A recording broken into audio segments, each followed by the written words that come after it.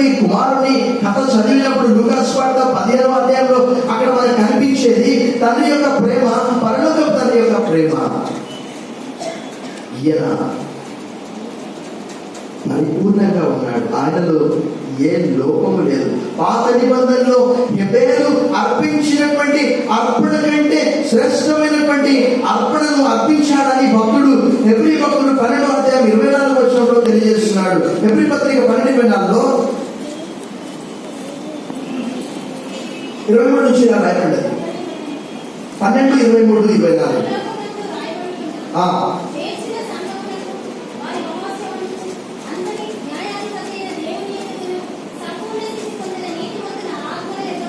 సంపూర్ణ సిద్ధి పొందిన నీతిమంతుల ఆత్మలెందుకును కొత్త నిబంధనకు మధ్యవర్తి అయిన యేసునందుకును హెబేలు కంటే మరి శ్రేష్టంగా మనకు ప్రోక్షణ రక్తములకు మీరు జీసస్ ఇస్ ఫుల్నెస్. ఆయన సర్వ పరిపూర్ణత. దేవుడికి ఉండవలసినటువంటి లక్షణాలు ఆయనకున్నవి, మానవులకు ఉండవలసినటువంటి లక్షణాలు ఆయనకున్నవి. నేను బైబిల్ చదివిన కొన్నిసార్లు ఆశ్చర్యపోతా. ఒక కుష్ఠరోగి ఆయన ఎదుగు వచ్చి మోకాళ్ళుని, ప్రభా మీకు ఇష్టమైతే నేను శుద్ధినిగా చేయండి. నాకు అనిపించేది ఏంటంటే, ఇక్కడ ఆంధ్ర ప్రాంతంలో ఒక గొప్ప దైవజనుడు కుష్ఠరోగుల మధ్యలో పరిచయం చేశాడు. అయితే కుష్ఠరోగుల మధ్యలో పరిచయం చేయాలంటే వారికి గ్లౌజెస్ వాడి పరిచయం చేయాలి. అయితే ఆ దైవజనుడు గ్లౌజెస్ వాడలేదు కాబట్టి అతని కూడా ఆ కుష్ఠ వచ్చింది. అయితే యేసు వారు ఆ కుష్ఠరోగి ఏమన్నాడు, నాకు ఇష్టమే, నీవు. అది మానవ హస్తమా లేక అదృశ్యమైనటువంటి హస్తమా? ఆయన సంపూర్ణమైనటువంటి మానవునిగా అతని ముట్టి, నీవు నాకు ఇష్టమే, నీవు శుద్ధుడవు కా. ఆ ప్రకారమే 38 సంవత్సరాల నుంచి కోనేట పడిన వ్యక్తి, అక్కడ తనకి ఎవరు లేరు, తన ఎదుకు వచ్చి నీవు అంటే బాగుపడాలనుకుంటున్నావు అంటే, ప్రభా బాగుపడాలనుకుంటున్నాను కానీ నాకు సహాయం చేసిన వారు ఎవరు? నీ పరుపు తీసుకొని లేచినాడు. ఇలా అనేక సందర్భాల్లో ఆయన ఒక తండ్రి వలె, ఒక తల్లి వలె, ఒక స్నేహితుడి వలె, పాత నిబంధనలో మొట్టమొదటి రాజు సౌలు మొదలుకొని చివరి రాజు వరకు ఆ రాజుల పరిపాలన మనం చూస్తాము, యాజకులను చూస్తాము, ప్రవక్తలను చూస్తాము. హెబ్రీ భక్తుడు యేసు ప్రభువును యాజకునిగా చిత్రీకరిస్తూ ఉన్నాడు. బైబిల్ అంతట్లో శక్తిగా ప్రవక్తనే రాయబడినది. నువ్వు యూదులకు రాజు వాడితే నువ్వు అన్నట్టే అన్నాడు. యోహాను సువార్త 1:16 ఆయన పరిపూర్ణతలో నుండి మనమందరం కూడా కృప వెంబడి కృపను మనము పొందినాం. ఆ రాజులైతే ప్రజల మీద భారం మోపారు, పన్ను కట్టమన్నారు. కానీ ఈ రాజు యొక్క రాజ్యములో ఎల్లప్పుడూ కూడా ప్రజలు క్షేమంగా ఉంటారు. యెషయా మొద్దు నుండి చిగురు వస్తుందని యెషయా గ్రంథం 11:1 రాయబడి ఉన్నది. ఆ నీతి చిగురు ప్రభు అయినటువంటి యేసుక్రీస్తు వారు. ఆ ప్రవక్తలందరూ కూడా మనలాంటి పాపంలో జీవించినటువంటి వారే. ఆ ప్రవక్తలందరూ కూడా క్రీస్తును గూర్చే ప్రవచించినట్టు రాయబడి ఉంటుంది. అపోస్తల కార్యములు 3వ అధ్యాయంలో అక్కడ పేతురు చెప్పినటువంటి ఆ మాట మనం చదివినప్పుడు మనకు అనిపిస్తుంది, ప్రవక్తలందరూ కూడా క్రీస్తు గురించే ప్రవచించారు అని చెప్తున్నాడు. అపోస్తల కార్యములు 3వ అధ్యాయంలో 24వ వచనము, మరియు సమూయేలు మొదలుకొని ఎందరూ ప్రవక్తలు ప్రవచించురో వారందరూ ఈ దినమును గూర్చి ప్రకటించారు. ఏ దినము అంటే యేసుక్రీస్తు దినము. యేసు ప్రభువు వారు అక్కడ ఒకానొక సందర్భంలో యూదులతో చెప్పిన మాట, మీ పితరుడైన అబ్రహాము గొప్పవాడని మీరు అంటున్నారు, కానీ మీ పితరుడైనటువంటి అబ్రహాము నా దినాన్ని చూశాడు. ఆ వేరేంత లేవు. నీకు ఎంత వయసు? నీకు 30 సంవత్సరాలు. అబ్రహాం అంటే క్రీస్తు పూర్వంలో ఉన్నటువంటి వ్యక్తి. మా పితరుల కంటే గొప్పవాడవా నీవు? అవును, నేను అబ్రహాం కంటే గొప్పవాడిని, మోషే కంటే గొప్పవాడిని, అహరోను కంటే గొప్పవాడిని, ప్రవక్తలందరి కంటే గొప్పవాడిని.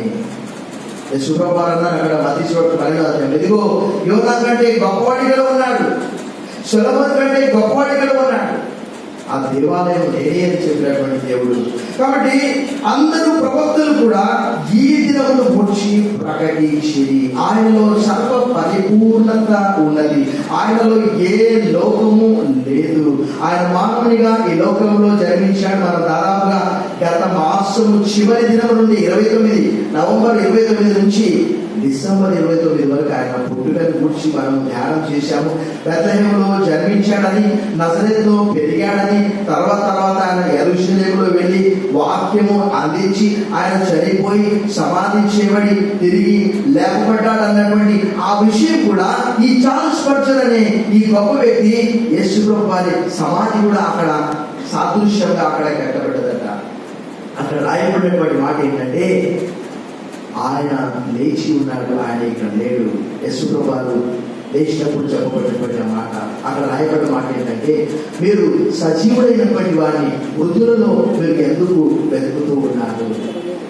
ఆయన పరలోకములకు ఆరోహణమైపోయి హెబ్రీ పత్రిక 7వ అధ్యాయము 25వ వచనం ప్రకారం తన యొద్దకు వచ్చి వారి పక్షమున ఆయన విజ్ఞాపన చేస్తూ ఉన్నాడని అక్కడ భక్తుడు రాస్తూ ఉన్నాడు. హెబ్రీ పత్రిక 7వ అధ్యాయం 25వ వచనంలో ఈయన తన ద్వారా దేవుని యొద్దకు వచ్చి వారి పక్షమున విజ్ఞాపనం చేయటకు నిరంతరము జీవించుచున్నాడు గనుక వారిని సంపూర్ణంగా రక్షించటకు.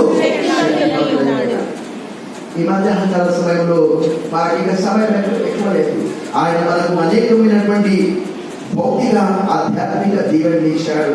మనము మన అపరాధముల చేత, మన పాపముల చేత మనం సచ్చిన వారమై ఉండగా ఆయన క్రీస్తుతో కూడా మనం బ్రతికించారు. ఎఫెసీ పత్రిక 2వ అధ్యాయం 10వ వచనంలో మనమందరము గొర్రెల వలె త్రోవ తప్పిపోతిమి. భక్తుడు యెషయా 53 అంటాడు, మనలో ప్రతి వాడు తనకి ఇష్టమైన త్రోవకు తొలిగాడు. పేతురు అంటాడు, పేతురు మొదటి పత్రిక 2:20లో మీరు గొర్రెల వలె దారి తప్పిపోతుంది, కానీ ఇప్పుడు మీ ఆత్మల కాపరియు అధ్యక్షుడు అయిన యేసు క్రీస్తు వైపున మీరు మళ్ళీ ఉన్నారు అని పేతురు భక్తుడు అక్కడ చెప్తూ ఉన్నాడు. మనమందరం ఒక తప్పిపోయిన కుమారుని వలె, ఒక తప్పిపోయినటువంటి నాణ్యం వలె, ఒక తప్పిపోయినటువంటి గొర్రె వలె.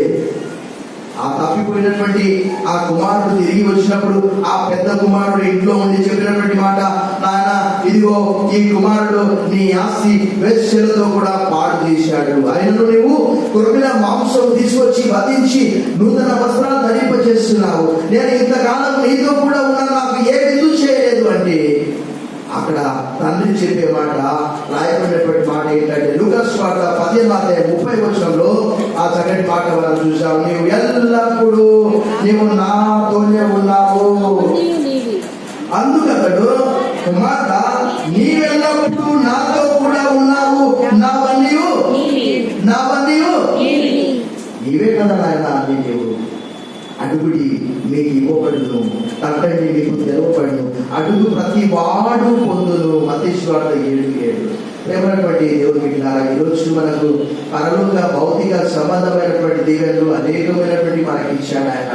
కృప వెంబడి కృప మనకి ఇచ్చినటువంటిది గొప్ప పాప క్షమాపణ. కొలస్సీయులకు రాసిన పత్రిక 1వ అధ్యాయము 19వ వచనంలో సిలువ రక్తము ద్వారా ఆయన సంధి చేత మనందరినీ కూడా క్రీస్తు యొద్దకు తీసుకొని వచ్చాడని, ఆయన యందు సర్వ సంపూర్ణత నివసింపవలనని ఆయన సిలువ రక్తము చేత సంధి చేసి ఆయన ద్వారా సమస్తమును, అవి భూలోకమందులమైనను పరలోకమందులమైనను వాటన్నిటిని ఆయన ద్వారా తనతో సమాధానం పరచుకునేవారు తండ్రి. కుమారుడైనటువంటి క్రీస్తు ద్వారా సర్వ మానవాళికి పాప క్షమాపణ, దేవునితో సమాధానము ఆయన రక్తం వల్ల ఆ ఉభయం ఇరువురికి మధ్యలో ఉన్నటువంటి ఆ గోడను యేసు ప్రభువు బద్దలు చేశారు. కావున ఇప్పుడు క్రీస్తు యేసునందున్న వారికి ఏ శిక్ష విధియు లేదు. ఆయన మనకి ఇచ్చినటువంటి కృప వెంబడి కృప, grace upon grace that we have received. అనేకమైనటువంటి కృపావరములు పాత నిబంధనలో ఇశ్రాయేలు కేవలం భౌతిక సంబంధమైనటువంటి దీవెనలు ఇచ్చాడు. ల్యాండ్, వారికి భూమి స్వాస్థ్యంగా ఇవ్వబడ్డది, కానీ మనకు పరలోక స్వాస్థ్యంగా ఇవ్వబడ్డది. దేవుడి వాక్యంలో రాయబడ్డదిగా భక్తుడు పౌలు అనేక చోట్ల చెప్తాడు. మన ప్రభువైన యేసుక్రీస్తు యొక్క తండ్రి అయిన దేవుడు స్తుతింపబడును గాక.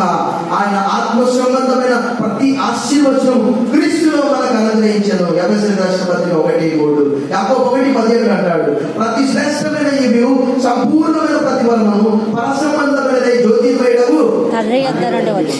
ఈరోజు మనకు అనేకమైనటువంటి పరలోకపు దీవెనలు, భౌతిక సంబంధమైనటువంటి దీవెనలు. మరి ఒక లేఖ భాగం చూసాము, యోబు గ్రంథం 33:29 వాక్య భాగం మనం చూసాం. The book of Job chapter 33:29, 33:29 ఈ లేఖలో రాయబడింది. చూడండి, ఆలోచించుము, నరులు సజీవులకుండు వెలుగు చేత వెలిగింపబడ్డట్లు కూపంలో నుండి వారిని మరలా తప్పిపోవాలని మానవులకు 2 సార్లు 3 సార్లు ఈ క్రియలన్నిటినీ దేవుడు గ్రేస్ అపాన్ గ్రేస్ ప్రభువైన యేసుక్రీస్తు వారిని ఈ లోకంలోనికి ఆయన పంపించి ఆయన చేసినటువంటి గొప్ప కార్యము. ఈ మధ్యాహ్నకాల సమయంలో ప్రేమైనటువంటి దేవుడు బిడ్డలారా, ఆయన మాత్రమే కాదు, దేవుడి వాక్యంలో ఇంకా అనేకమైనటువంటి లేఖలు భాగాలు పరిశుద్ధులు సంపూర్ణంగా ఉన్నట్లు, అనగా క్రీస్తు సంఘము క్షేమాభివృద్ధి చెందుటకు ఆయన కొందరిని అపోస్తలుగా, సువార్థికులుగా, కాపరులుగా నియమించాడని ఎఫెసీ పత్రిక 4:13 రాయబడింది. ఆయన ద్వారా నూతన నిబంధనలో సంఘము ఏర్పాటు చేయబడ్డది. ఆ సంఘము క్రీస్తు శరీరము, ఆ సంఘానికి శిరస్సు క్రీస్తుగా ఉన్నాడు. మనకు అనేకమైనటువంటి దీవెనలు. ఈరోజు అనేక మంది సండే స్కూల్లో టీచింగ్ చేస్తూ ఉన్నారు, అనేక మంది సంఘంలో పరిచయం చేస్తున్నారు, అనేక మంది సంఘంలో కానుకలు సేకరిస్తున్నారు, అనేక మంది సంఘంలో పరిచారకుల వల్ల పనిచేస్తూ ఉన్నారు. ఇదంతా కూడా ఆయన కృపని తలంచుకోవాలి. ఇందులో ఏ మాత్రము కూడా మన ఘనత, మన గొప్పతనము కాదని యేసు ప్రభు వారు హెబ్రీ పత్రికలో ప్రతి వాడు అహరోను పిలువబడినట్టుగా పిలువబడుచున్నాడు, కానీ అది ఎవరి ఘనత గౌరవము కాదు అని అంటాడు. హెబ్రీ పత్రికలో ఆ మాట మనం చూసాం. అక్కడ హెబ్రీ పత్రిక చూడండి, అక్కడ హెబ్రీ పత్రికలో భక్తుడు అంటాడు, ఈ కృపావరము 5వ అధ్యాయము 4వ వచనం, మరియు ఎవడును ఈ ఘనత తనకు తానే వహించుకున్నాడు, కానీ అహరోను పిలువబడినట్టుగా దేవుని చేత పిలువబడ్డవాడై ఈ ఘనత పొందును. అనేకమైనటువంటి భౌతిక ఆధ్యాత్మిక దీవెనలు ఇస్తున్నాడు. అవి from his fullness we have received grace upon grace. ఆయన పరిపూర్ణతలోని మనమందరము కృప వెంబడి అనేకమైనటువంటి భౌతిక సంబంధమైనటువంటి దేవులతో పాటు ఆధ్యాత్మిక సంబంధమైనటువంటి కృపా వరములను మనం పొందుకున్నాము. తలవంచండి, ప్రార్థన చేస్తాము. సర్వశక్తి గల దేవా, ఈ దినము పవిత్ర పుణ్య పునరుత్థాన ఆదివారపు ఆరాధన దినము నాయన, ఈ సంవత్సరానికి ఇది చివరి ఆదివారం. 52 ఆదివారములు 365 దినములు కాపాడి భద్రపరిచి కనుపాపవలే దయగల దేవానికి స్తోత్రం చెల్లిస్తున్నాడు. ఆయన ఈ ఉదయకాలం మధ్యాహ్నకాలం మా కొరకు నీకు చేసిన గొప్ప యాగమును బట్టి నీకు వదనాలు చెల్లిస్తూ, బుద్ధి లేని కన్యకల వలె మేము ఉన్నప్పుడు ఇదిగో నాయన మమ్మల్ని అందరినీ కూడా దయదలిచి కనికరించి ప్రేమించి మా కొరకు నీకు చేసిన యాగములు స్మరిస్తూ యేసు నామములో ప్రార్థిస్తున్నాం తండ్రి, ఆమేన్.